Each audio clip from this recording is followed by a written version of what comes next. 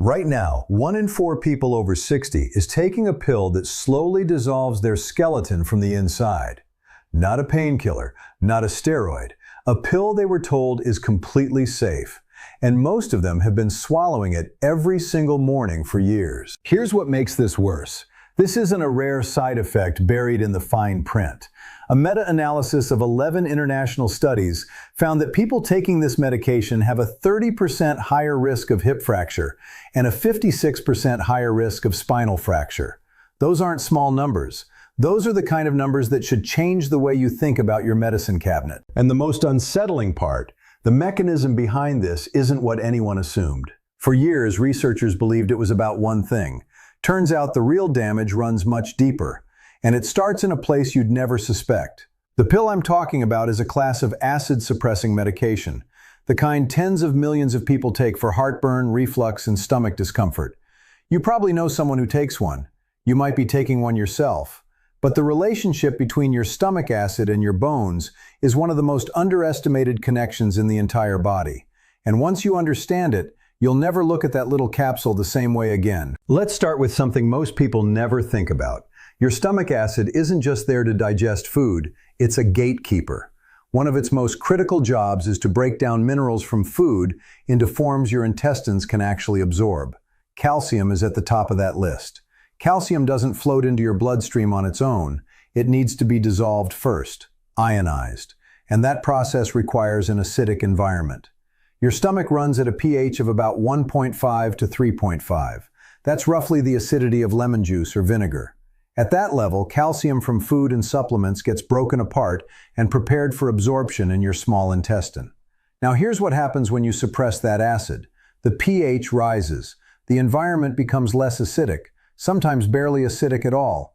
And calcium compounds, especially the most common supplemental form, calcium carbonate, simply pass through without being properly absorbed. In plain terms, you can eat all the dairy, take all the supplements, and still be starving your bones. Because the lock has been changed and the key no longer fits. But that's only the surface of the problem.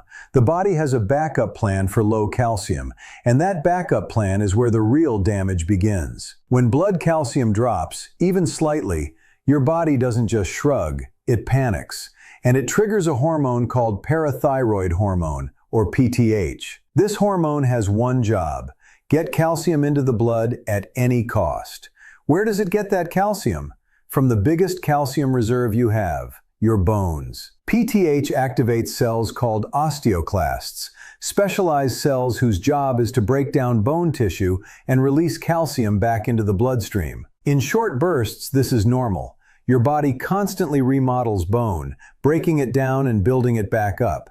That's healthy. But when calcium absorption is chronically impaired, when you've been suppressing stomach acid for months or years, PTH stays elevated. Osteoclasts stay active, and the balance between breakdown and rebuilding tips in the wrong direction. This is called secondary hyperparathyroidism.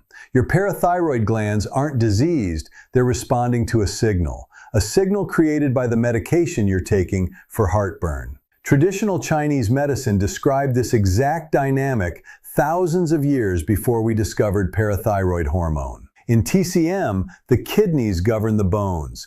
Kidney essence, what they call Jing, is responsible for the density, strength, and regeneration of your skeleton. When digestion is weakened, what TCM calls spleen qi deficiency, the body can't extract enough nourishment from food. The kidneys become depleted, and the bones suffer. Different language, same mechanism. And this is where most sources stop, but the real story goes one layer deeper. For years, the entire explanation was less acid, less calcium, weaker bones. Simple, logical, and incomplete. Because here's a fact that doesn't fit that neat story. Other acid-reducing compounds, the older class called H2 receptor antagonists, suppress stomach acid too.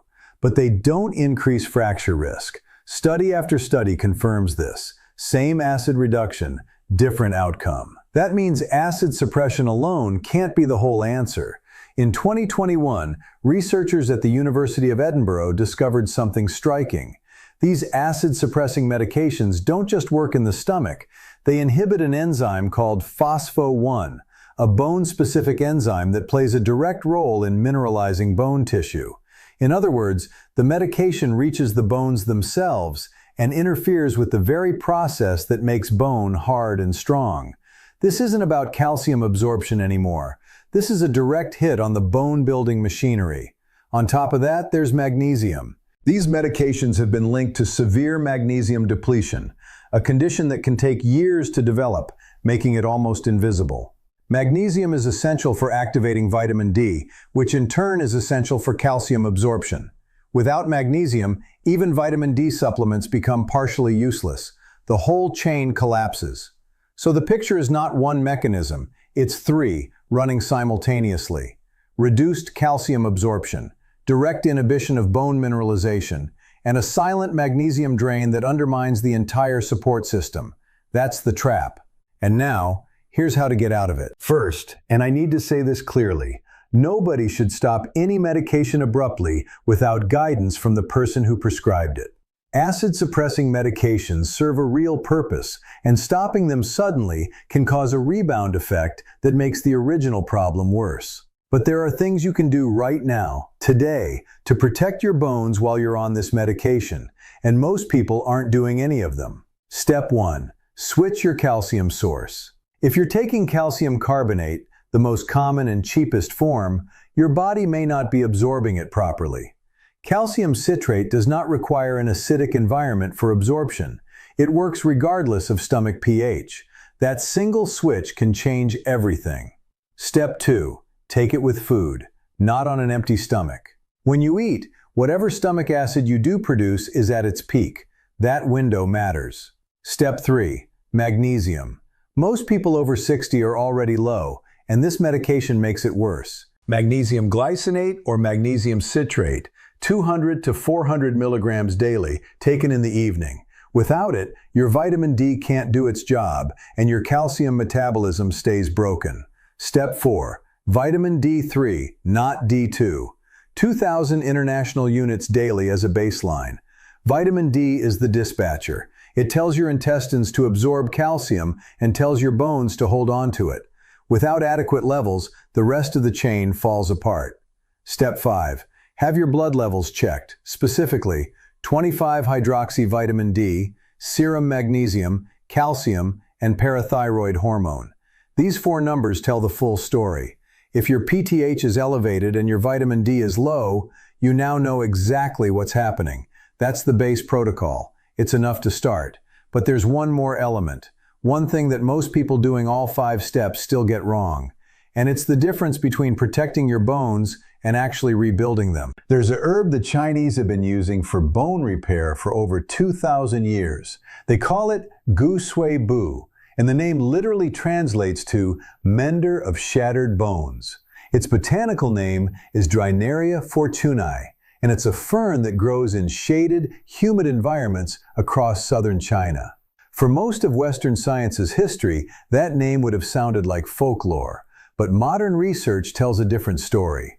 Studies show that compounds in Drineria fortunei promote osteoblast differentiation, meaning they stimulate the cells responsible for building new bone. Not just slowing breakdown, actually stimulating construction. Another herb, Epimedium, known in Chinese medicine as yin-yang huo, contains a flavonoid called icariin. In a 24-month randomized, double-blind, placebo-controlled clinical trial, Epimedium-derived flavonoids reduced bone loss in postmenopausal women. The mechanism. Icariin promotes BMP2 expression, bone morphogenetic protein, which is one of the most powerful signals the body uses to trigger new bone formation. At the same time, it downregulates RANKL, the signal that activates bone-destroying osteoclasts. In TCM terms, both herbs tonify kidney yang, restoring the vital energy that governs bone density and regeneration. Western biochemistry calls it osteoblast activation and osteoclast inhibition. The words are different, the effect is the same.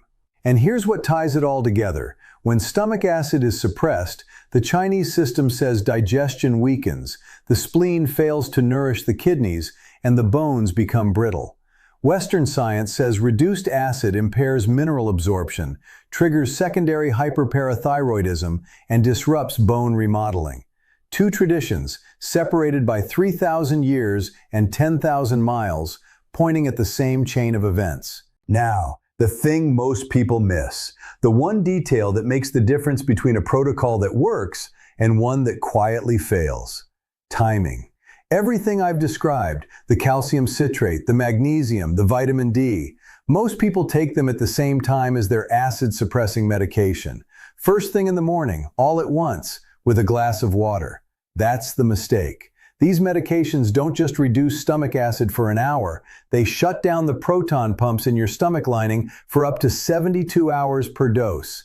And during the peak suppression window, typically the first 4 to 6 hours after taking the pill, your absorption capacity is at its absolute lowest. Taking calcium during that window is like pouring water into a sealed bottle. Separate them. Take the acid-suppressing medication in the morning as prescribed. Take your calcium citrate and magnesium with lunch or dinner, at least 4 hours later. Take vitamin D with a meal that contains fat, because it's fat-soluble and absorbs dramatically better with dietary fat. This one adjustment, just shifting the timing, can increase your mineral absorption by a significant margin, and it costs nothing. No new supplement, no new prescription, just awareness. Your body is not a collection of disconnected organs. Your stomach talks to your bones. Your bones listen to your hormones. Your hormones respond to minerals you ate or didn't absorb 6 hours ago. Everything is connected. And once you see those connections, you stop being a passive passenger in your own body. 20 years of studying this across 3 different systems of medicine has taught me one thing above all else. The body doesn't want to break down. It wants to rebuild. Every single day it's trying. Your job isn't to force it, it's to stop getting in its way. And sometimes, stopping getting in the way is as simple as moving one pill to a different hour.